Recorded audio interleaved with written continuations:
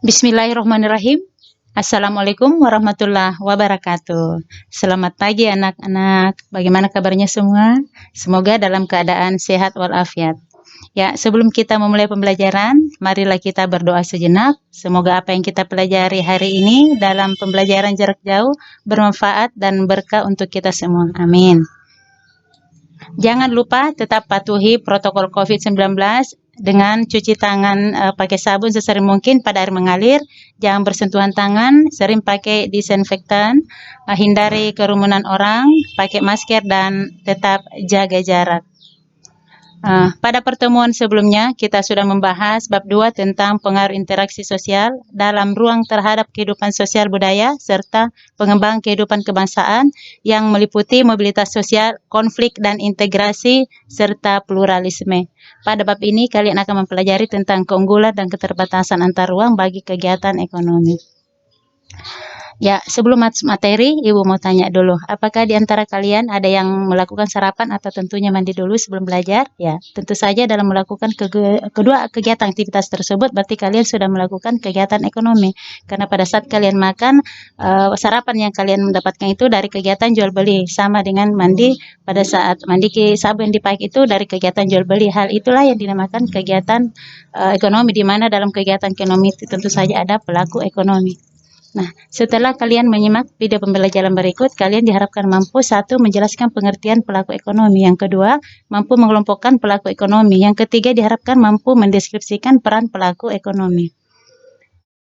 Selanjutnya, apa itu pelaku ekonomi dan siapa saja pelaku ekonomi? Ya. Pelaku ekonomi adalah individu atau kelompok yang terlibat dalam proses kegiatan ekonomi, baik itu produksi, distribusi, atau konsumsi. Nah, kemudian siapa yang menjadi pelaku ekonomi?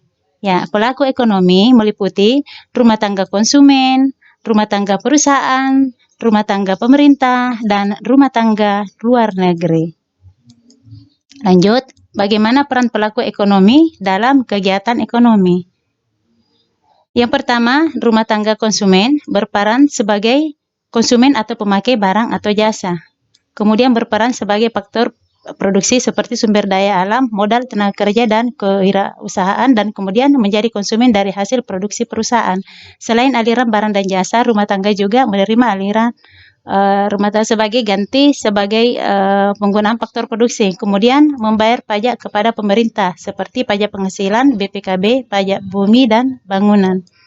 Yang kedua, rumah tangga perusahaan berperan sebagai penghasil barang atau jasa. Contoh perusahaan rokok, nelayan, penghasil, pelukis, dan peternak. Rumah tangga perusahaan juga berperan sebagai pengguna faktor produksi seperti tenaga kerja, sumber daya, dan modal. Berperan juga sebagai agen pembangunan, artinya membantu pemerintah dalam kegiatan pembangunan seperti membuka lapangan kerja, membangun infrastruktur, mensejahterakan karyawan, meningkatkan sumber daya manusia, dan melakukan kegiatan sosial lainnya. Selanjutnya, berperan sebagai penyalur barang dan jasa atau distributor. Barang dan jasa yang diproduksi oleh perusahaan tidak akan berguna jika tidak sampai ke konsumen dan tidak bisa dikonsumsi. Untuk menjamin barang dan jasa sampai konsumen, umumnya perusahaan melakukan kegiatan distribusi, diantaranya membuka agen yang dekat dengan konsumen, mengadakan kegiatan perdagangan, dan mengadakan promosi. Rumah tangga perusahaan juga berperan menambah pendapatan negara melalui pajak, contoh perusahaan rokok dan perusahaan-perusahaan lainnya yang kena pajak. Yang ketiga, rumah tangga pemerintah berperan sebagai regulator atau pengatur, menjaga stabilitas harga barang dan jasa, menyediakan kebutuhan pokok, menyediakan sarana dan prasarana publik, menyusun rancangan ekonomi jangka pendek, menengah, dan panjang, memberikan izin usaha, menentukan besarnya pajak, dan memberikan subsidi. Rumah tangga pemerintah berperan sebagai konsumen dalam hal penggunaan transportasi, penggunaan seragam dinas, pembelian berbagai material guna menunjang pembangunan infrastruktur suatu negara. Berperan sebagai produsen dalam memproduksi listrik, air, dan sumber energi bagi masyarakat. Rumah tangga pemerintah juga berperan sebagai distributor, yakni penyaluran tenaga kerja melalui Departemen Tenaga Kerja, penyaluran energi listrik melalui BUMN PLN, penyaluran bahan pokok melalui Badan Urusan Logistik. Yang keempat, rumah tangga luar negeri berperan dalam hal konsumen, dalam hal kegiatan impor, sebagai produsen dalam kegiatan ekspor, sebagai investor dalam memberikan dana pinjaman, contoh mengelola investasi atau penanaman modal asing dengan mendirikan perusahaan dengan modal asing dan perusahaan swasta, istilahnya joint venture. Yang keempat, pertukaran tenaga kerja, yaitu pertukaran tenaga kerja wanita ke Malaysia, Cina, dan sebaliknya. Terakhir, berperan sebagai pemberi pinjaman luar negeri untuk membantu perekonomian suatu negara melalui lembaga keuangan dunia atau kerjasama bilateral seperti Bank Dunia.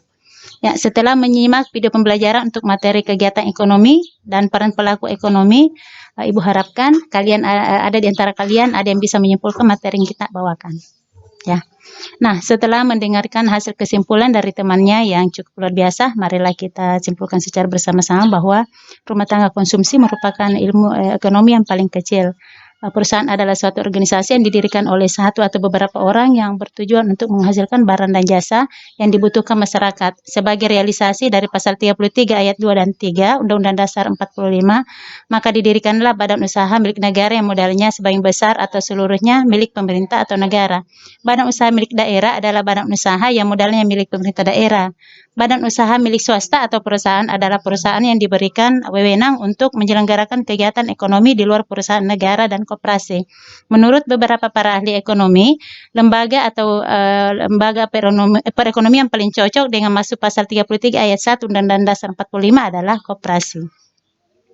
Demikianlah rangkaian pembelajaran dalam jaringan untuk hari ini. Semoga ilmunya berkah, tetap semangat, jangan lupa bahagia, selalu positif dan terus berkarya untuk pengembangan diri sendiri, masyarakat, dan negara.